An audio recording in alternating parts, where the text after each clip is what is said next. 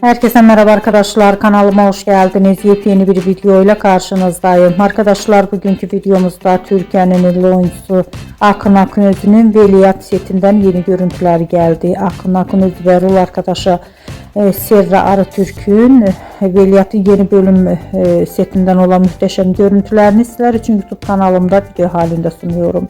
Umarım beğenirsiniz. Arkadaşlar, videomu beğendiyseniz kanalımı izlemeyi ve bildirim butonuna basmayı unutmayın. Şimdilik benden bu kadar olsun. Yeni videomuzda görüşmek üzere. Hoşça kalın.